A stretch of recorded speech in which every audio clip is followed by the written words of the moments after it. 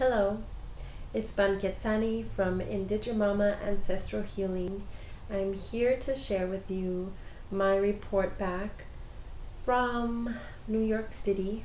It's the last time that I'll be traveling this year, 2015.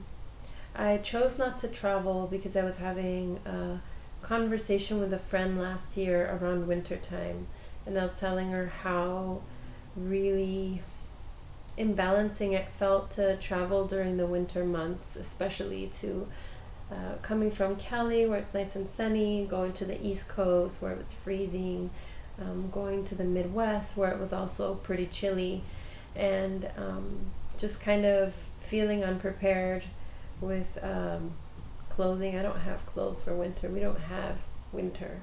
The same winter. The same winters that they have in the East Coast and the Midwest, we don't have here in Cali. We just don't. And so it was a little difficult for me. And she's an Ayurvedic practitioner, Dr. Siva Mohan, and she told me, hey, why don't you just say no, say no during the winter. And so I decided to reject everybody for the winter months. And knowing that it was my last time traveling made it really special for me. It gave me a lot of psychological fortitude, because I was like, okay, this is my last one for the year. 2016, I'll start up again after winter's over, and it felt good. I was out there teaching my Sobadas Workshop, where you learn how to massage your uterus, abdominal massage, sobadas de matriz, acomodadas de matriz, and about 17 women were in attendance.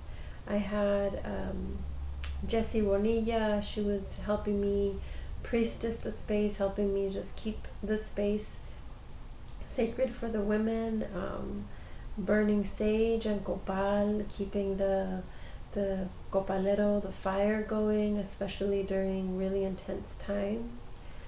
There were a lot of moments in the workshop that were surprising to some of the women who hadn't been around a lot of healing circles or a lot of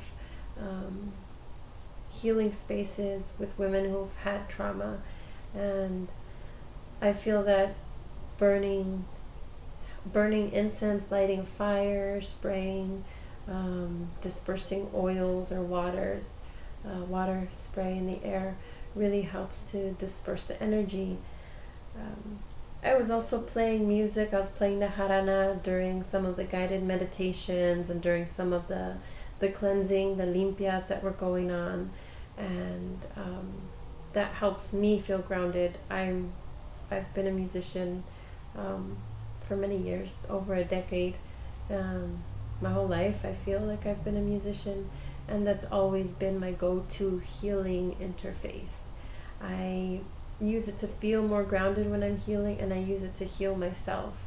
So that was good for me during one particular intense moment where I was teaching about the energetics of the womb, and how when you touch different parts of your abdominal area, you're awakening different parts of your energetic body that have stored trauma and ancestral hurts and pain and other life experiences that we pick up and that we really hold on to in our core.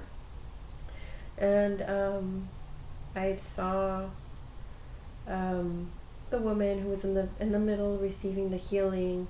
I saw a man come towards her and kind of pounce on her, and as I saw that, she actually threw herself back and screamed. And I think maybe some of the women were freaked out.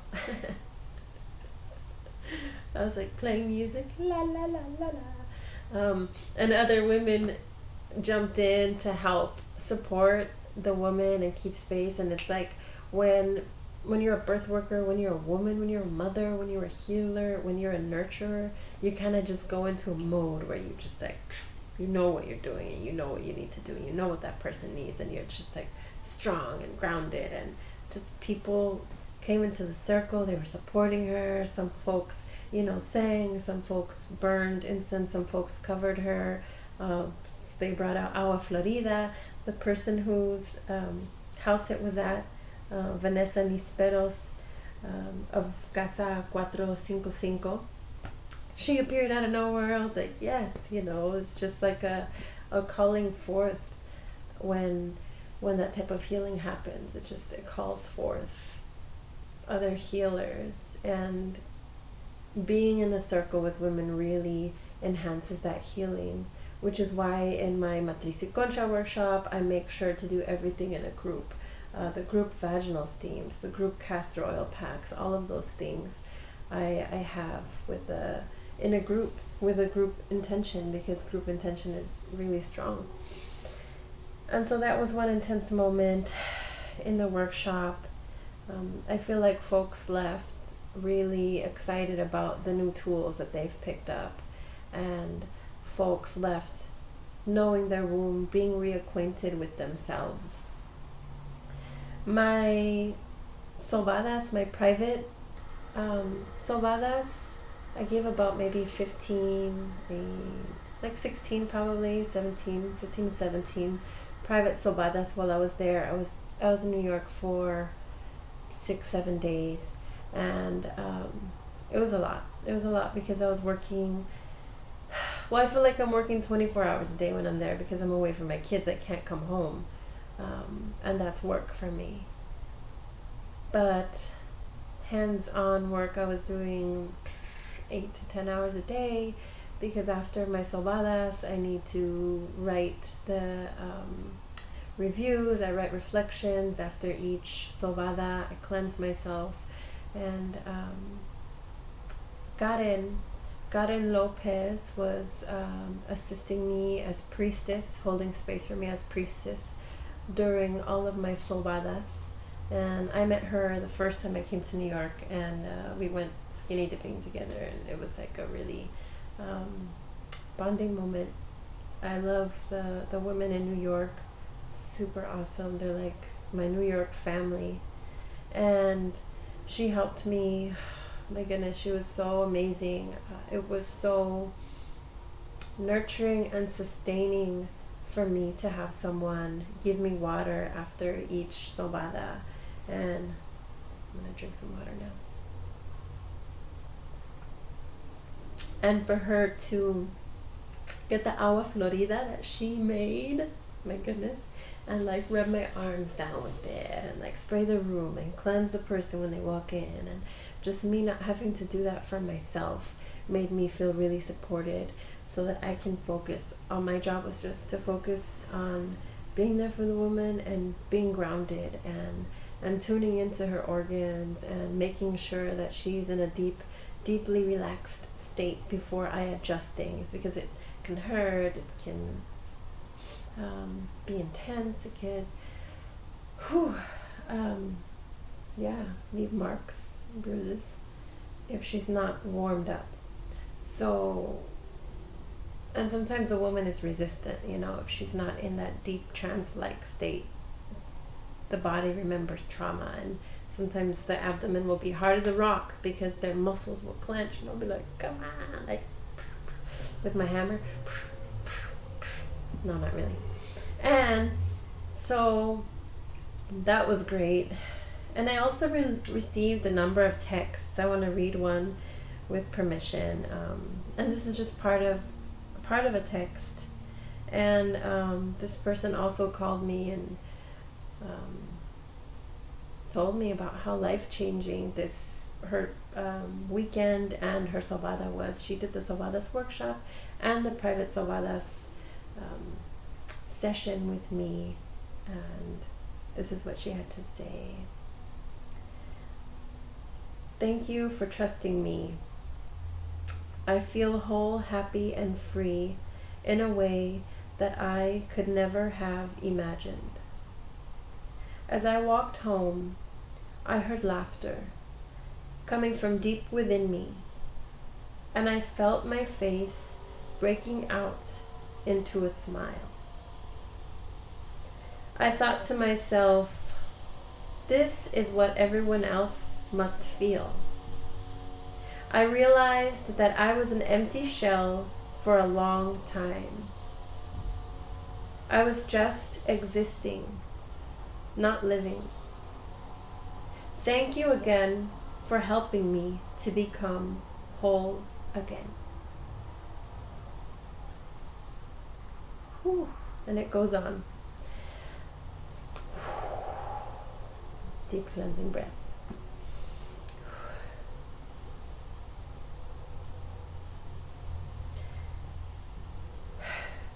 So it's a lot. It's a lot to take in the gratitude of the women.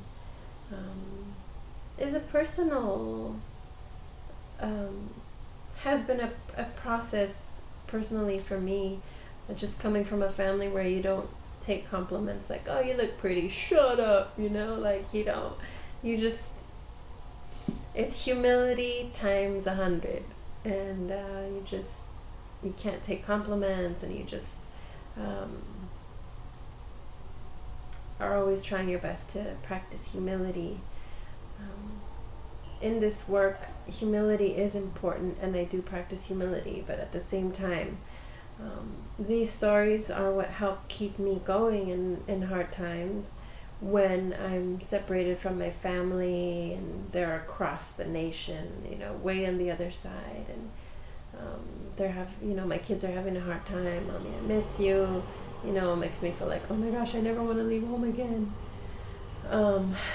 But this is work that I really have to do, and women everywhere deserve this, and women everywhere deserve a chance to become whole, and they deserve to be in touch with themselves and to have access to information that they would otherwise not have access to.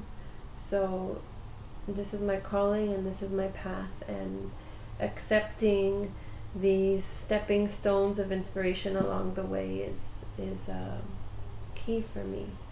And I'm super grateful for my trip. I'm really grateful that the space that housed me, they were the location of the workshop and the location of my private Sobadas. And to me, that's love, when someone brings you into their home and trusts you to be in their space, and bring strangers into their space and knows, like, okay, Panketsani will handle it. Like, whatever happens, she has this under control. I don't have to worry about my safety. I don't have to worry about my kid's safety because she has this, And so that was amazing. And I already have folks asking me when I'm going to be back. I do not know. I don't even have my 2016 schedule yet. Usually I schedule 4 to 5 months in advance, and it's beginning of November, so I'm like, I'll do it in a minute, kind of procrastinating, part of the procrastination nation, and the ovulation nation, and the woman nation. And so that's my report back. I hope that the folks in New York City really continue to practice self-care, to help one another in their journey to womb wellness and sustainable health.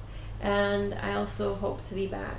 One of the most meaningful things was hanging out with Makeda Valletta, the body scientist, and organizing our upcoming retreat, our upcoming one-day class based on our retreat that we had last April in Costa Rica. We had a 7-day retreat there, and so we kind of condensed it down into a one-day thing, and we're going to be doing that. She's flying out from New York, coming to Cali in December. Cali's where it's at in December. It's just doesn't compare.